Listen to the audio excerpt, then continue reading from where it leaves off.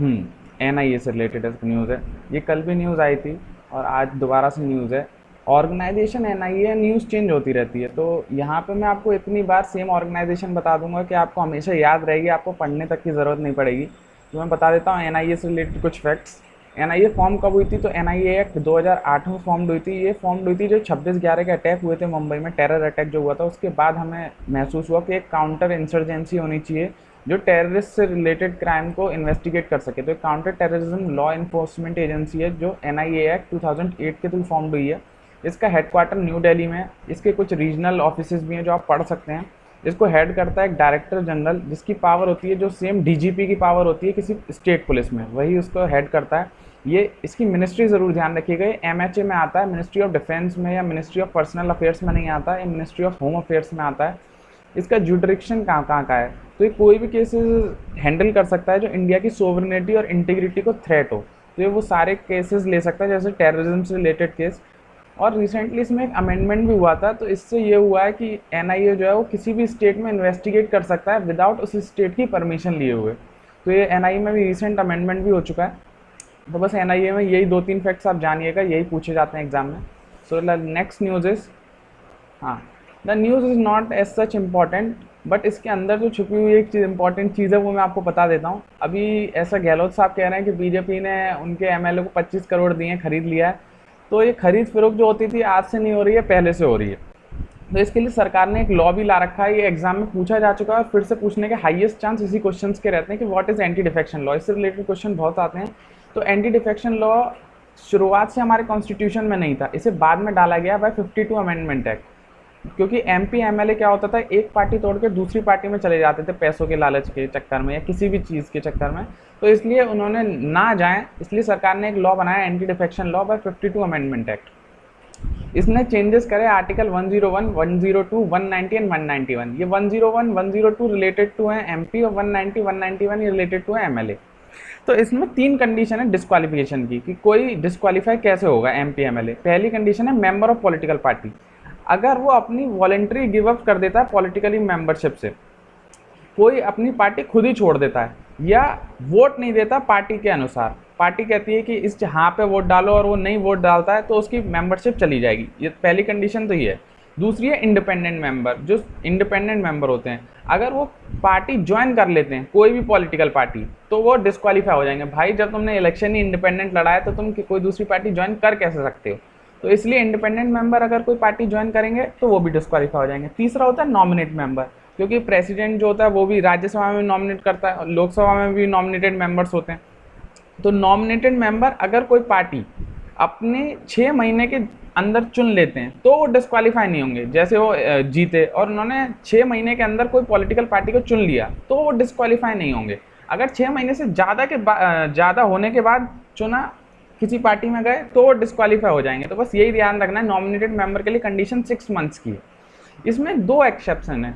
ये 3 important disqualification exam में नहीं आती, लेकिन एक्सेप्शन जरूर आ जाता है। एक्सेप्शन इसमें क्या है कि पहले क्या होता था कि स्प्लिट होता था, जैसे अगर 1/3 पार्टी अगर स्प्लिट होती है किसी दूसरी पार्टी में जाती है तो उसको नहीं माना जाता था कि एंटी डिफेक्शन नहीं है। तो वो स्प्लिट वाली कंडीशन जो है वो हटा दी। किससे हटाई? By 91st amendment act. इससे प्रोविजन चेंज कर दिया था स्प्लिट का, मतलब 1/3 स्प्लिट होकर पार्टी दूसरी पार्टी में चली जाती है तो एंटी डिफेक्शन में नहीं आता था कि ये एंटी नहीं, इनको निकाला नहीं जाएगा। तो उस कंडीशन को चेंज करके इन्होंने मर्जर की कंडीशन ला दी कि अगर कोई पार्टी 2/3 टूटती है, 2/3 उसके मेंबर किसी दूसरी पार्टी को ज्वाइन कर लेते हैं तो वो डिस्क्वालीफाई नहीं होंगे। पहले स्प्लिट होता था 1/3 जो 91st अमेंडमेंट एक्ट से हट गया है। अब स्प्लिट को हटाकर उन्होंने मर्जर कर दिया। अगर 2/3 मेंबर्स किसी पॉलिटिकल पार्टी के किसी दूसरी पॉलिटिकल पार्टी में जुड़ना चाहते हैं तो वो डिस्क्वालीफाई नहीं होंगे। पहला एक्सेप्शन तो ये है।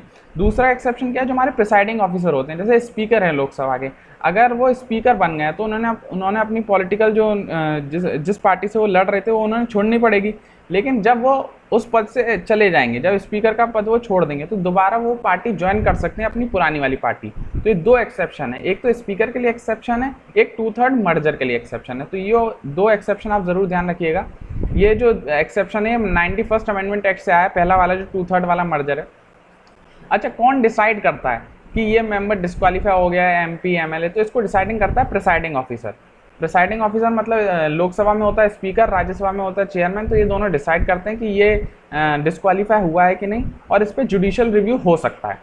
ये जो स्पीकर अपने डिसीजन देंगे इस पर जुडिशियल रिव्यू हो सकता है। यहाँ पे लिखा नहीं है, लेकिन एक फेमस केस है, आप रिमेंबर कर सकते हैं, कीतो होलोहान केस।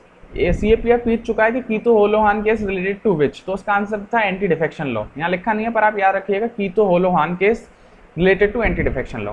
तो बस आप में यही न्यूज़ जाननी बहुत ज़रूरी थी। बहुत अच्छा क्वेश्चन है पॉलिटी का।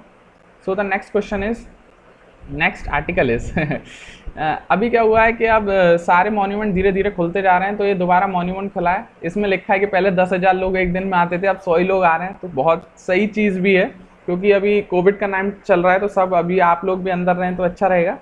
तो इसमें एक फेमस ऑर्गेनाइजेशन का जिक्र हुआ है, आर्कियोलॉजिकल सर्वे ऑफ इंडिया। तो हम जान लेते हैं क्या चीज़ है। तो एक गवर्नमेंटल की ऑर्गेनाइजेशन है। ये किस मिनिस्ट्री में आती है? मिनिस्ट्री ऑफ कल्चर के अंदर आती है। इसका काम क्या है? ये रिसर्च और कंजर्व करती है, जितने भी हमारे कल्चरल मॉन्यूमेंट्स है उनको प्रोटेक्ट करती है, उनके ऊपर रिसर्च करती है। इसका फेमस क्वेश्चन ये है कि फाउंड कब हुई थी और किसने फाउंड करी थी? पहला इसका डायरेक्टर जनरल कौन था? तो ये फाउंड हुई थी 1861 में, और इसका पहला डायरेक्टर जनरल था अलेक्जेंडर कंगिंगम। ये जरूर ध्यान रखिएगा, ये यूपीएससी में आ चुका है क्वेश्चन सिविल सर्विसेज में, तो ये चांसेस हैं कि CAPF भी इसको रिपीट कर लेता है। तो ध्यान रखिएगा, फाउंड हुई थी 1861 में बाय अलेक्जेंडर कंगिंगम। इसमें 2 मॉन्यूमेंट्स का जिक्र हुआ है, उनके बारे में बता देता हूँ। एक तो है कुतुब मीनार और एक है हमारा हुमायूं टॉम। ये 2 जिक्र हुए हैं। तो मैं आपको कुतुब मीनार और हुमायूं टॉम के बारे में थोड़ी सी जानकारी देता हूँ। कुतुब मीनार को स्टार्ट करा था वर्क इसका बनाने का कुतुबुद्दीन ऐबक ने, लेकिन वो कंप्लीट नहीं कर पाया था। इसको कंप्लीट करा इल्तुतमिश ने। तो इसको क्वेश्चन आएगा किसने कंप्लीट करा? तो इल्तुतमिश ने करा। इसमें एक फेमस गेटवे है जिसको हम बोलते हैं अलाई दरवाज़ा, जिसे अलाउद्दीन खिलजी ने बनवाया। तो इसको 3-4 चीज़ें ही हैं। कुतुब मीनार शुरू किसने करा? कुतुबुद्दीन ऐबक ने। कंप्लीट करा इल्तुतमिश ने। और इसमें एक गेटवे है जिसको हम बोलते हैं अलाई दरवाज़ा, जिसे बनवाया अलाउद्दीन खिलजी ने। दूसरी जो इसमें मॉन्यूमेंट है उसका नाम है हुमायूं टॉम। तो हुमायूं टॉम उसकी हुमायूं साहब की बीवी ने बनवाया, जिसका नाम था बेगा बेगम, जिनको हम हाजी बेगम भी बोलते हैं। और इसकी जो हुमायूं टॉम को जो डिज़ाइन करा है वो मिर्ज़ा घियास ने करा है। तो आप लोग ध्यान रखिएगा, डिज़ाइनिंग किसने करी है हुमायूं टॉम की? वह मिर्ज़ा घियास।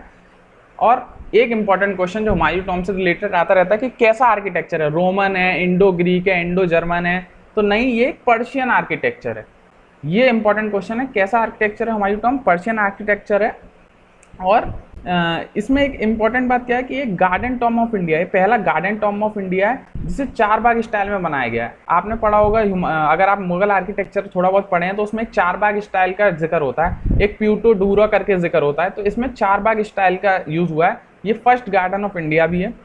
तो बस यही चीज़ आपको ध्यान रखनी है। So the next news is, हाँ, ये फेमस पर्सनैलिटी से रिलेटेड क्वेश्चन है। आ जाता है कभी कभी CAPF पर्सनैलिटी से रिलेटेड क्वेश्चन पूछ लेता है। तो अभी ज्योत्सना भट्ट हैं, इनका ये चले गए हैं, मर गए हैं, तो रेस्ट इन पीस इनको।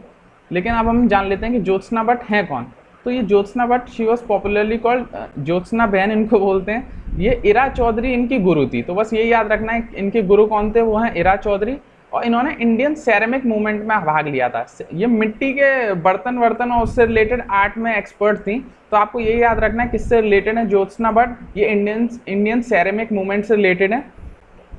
ये इतना अच्छा क्ले से बनाती थी कि जो क्ले से बना हुआ आइटम है वो खुद अपने आप बोलता था। इधर लिखा हुआ आप देखिए, her sculpted entities around nature, the spontaneity of clay and the marvel of expression speaking through her plant forms, owls and smiling cats.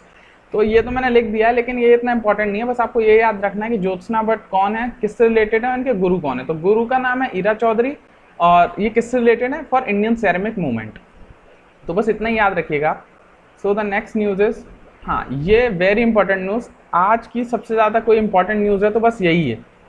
और आप लोग इसके बारे में ज़रूर, मेरे को लगता है इस बार क्वेश्चन बन जाएगा। तो अभी इंडिया टाइगर सेंसस जो 2018 को हुआ था उसको गिनीज रिकॉर्ड में लिख लिया गया है। क्यों? क्योंकि उसने world largest camera trap wildlife survey लगाया था। तो गिनीज रिकॉर्ड में आ गया जो इंडिया टाइगर सेंसस है 2018 का, किस चीज़ के लिए? World largest camera trap wildlife survey. तो आप ये याद रखिएगा। ये 4th साइकिल थी ऑल इंडिया टाइगर एस्टिमेशन की, जो 2018 में हुई थी। कितने टाइगर थे? 2967 टाइगर्स थे, और 75% of the global tiger population India में पाई जाती है। ये आप जरूर जाके रखिएगा कि 75% जो ग्लोबल टाइगर पॉपुलेशन है वो इंडिया में पाई जाती है। और इसे गिनीज वर्ल्ड रिकॉर्ड मिला है under world largest camera trap wildlife survey. अच्छा, इसमें एक नेशनल पार्क का जिक्र हुआ है, देखिए आप, नागरहोल नेशनल पार्क, तो आ सकता है कर्नाटका में, आप सब लोग ध्यान रखिएगा। अच्छा, आप लोगों के लिए क्वेश्चन ये है कि आप बताइए किस स्टेट में सबसे ज़्यादा टाइगर पाए जाते हैं। तो आप इसका आंसर मुझे आज कमेंट सेक्शन में दीजिए, मैं आपको इसका आंसर कल देता हूँ। और कुछ और जानना हो तो आप कमेंट्स में लिखा करिए, मैं प्लीज़ उसका रिप्लाई देने की पूरी कोशिश करूँगा। कोई भी दिक्कत है और आप चाहते हैं कुछ हम ऐड करें इसमें स्लाइड्स में, कुछ नए तरीके से पढ़ाएं, तो आप प्लीज़ कमेंट सेक्शन का पूरा यूज़ करिए, आप ही के लिए। अच्छा, फिर मैं इस न्यूज़ में बता देता हूँ कि एक इम्पॉर्टेंट ऑर्गेनाइजेशन है आप बस यही ध्यान रखिए न्यूज़ में कि हर न्यूज़ में कुछ ऑर्गेनाइजेशन होती है, और न्यूज़ एग्जाम में जो क्वेश्चंस आते हैं वो ऑर्गेनाइजेशन से रिलेटेड आते हैं। तो इसमें एक इम्पॉर्टेंट है कि इंडिया ये टाइगर सेंसस करता कौन है। तो टाइगर सेंसस करता है एनटीसीए। इसके बारे में कुछ जान लेते हैं। नेशनल टाइगर कंजर्वेशन अथॉरिटी है ये फॉर्म हुई थी 2005 में। इसको रिकमेंड करा था टाइगर टास्क फोर्स ने, तब ये फॉर्म हुई थी इन 2005 में।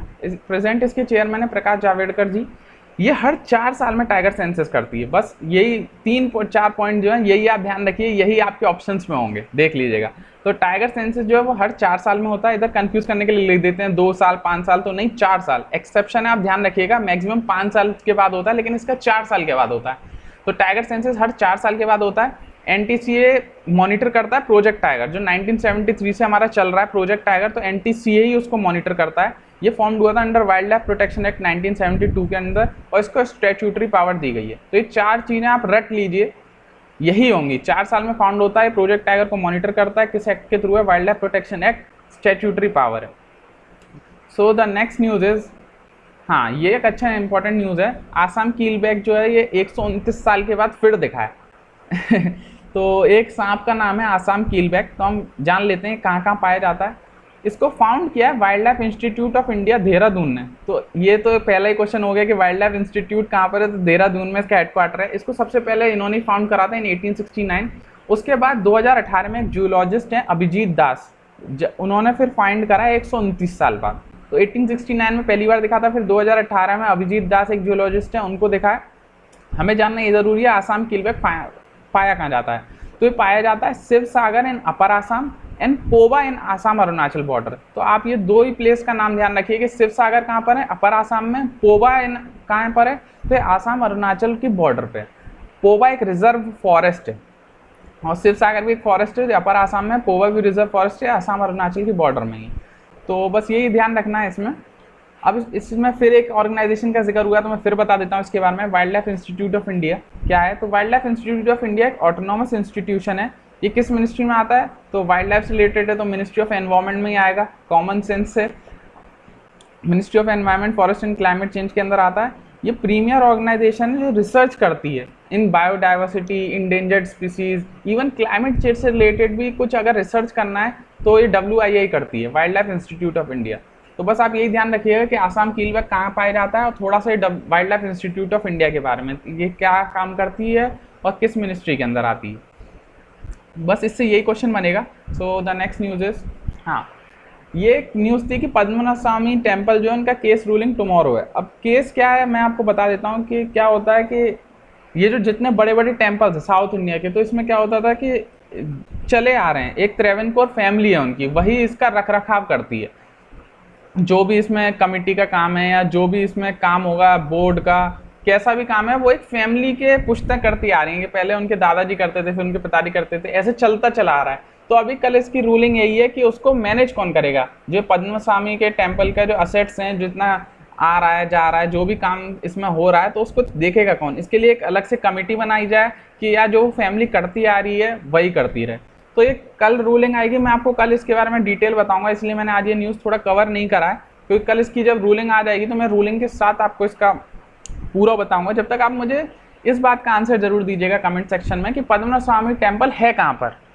ये आपके लिए क्वेश्चन है कि कहाँ पर है, और इसके रिलेटेड जो भी न्यूज़ होगी वो कल आ जाएगी। रूलिंग आ रहा है तो मैं कल आपको डिटेल में बताऊंगा। उससे पहले आप मुझे ये बताइएगा कि कहाँ पर है ये temple. So the next news is, हाँ this is our last news. ये आज एक जिक्र हुआ था एयरसॉल का न्यूज़पेपर में, तो मैं आपको बता देता हूँ क्या चीज़ है। साइंस एंड टेक से रिलेटेड अच्छा क्वेश्चन है। तो एरोसॉल कुछ नहीं है, एक फाइन सॉलिड पार्टिकल या लिक्विड ड्रॉपलेट्स हैं जो हवा में घूमती रहती हैं या गैस में पाई जाती हैं। इसके एग्जाम्पल हैं फॉग, मिस्ट और डस्ट। ये 3 इसके एग्जाम्पल हैं। ये 5 माइक्रोन से भी छोटे होते हैं, इतने छोटे होते हैं कि 5 माइक्रोन से भी छोटे होते हैं, और इनको ज़मीन में आने में ज़्यादा समय लगता है, more time to drop to floor. तो आपको ये ध्यान रखना है कि ये एरोसॉल क्या चीज़ है, सॉलिड, लिक्विड या गैस के पार्टिकल हैं, ये 5 माइक्रोन से भी छोटे होते हैं और इनको टाइम लगता है नॉर्मल किसी ड्रॉपलेट से नीचे आने में, more time to drop to floor. So I hope you like my lecture and please comment, like, share and subscribe the study funda। आप लोग व्यूज़ नहीं दे रहे हैं और लाइक नहीं कर रहे हैं, जितने लोग देख रहे हैं वो प्लीज़ एक लाइक दे दिया करिए, लाइक सबके लिए फ्री है। एंड प्लीज़ यूज़ कमेंट्स, जितना आप चाहें आप कमेंट यूज़ करिए, आप क्वेश्चंस पूछिए कमेंट्स में, और प्लीज़ इसको लाइक करिए, और कोई भी दिक्कत है तो आप कमेंट सेक्शन में लिखिए, हम उसका पूरा रिजॉल्व करेंगे और हम चेंजेस लाने की पूरे कोशिश करेंगे। So thank you all, bye bye.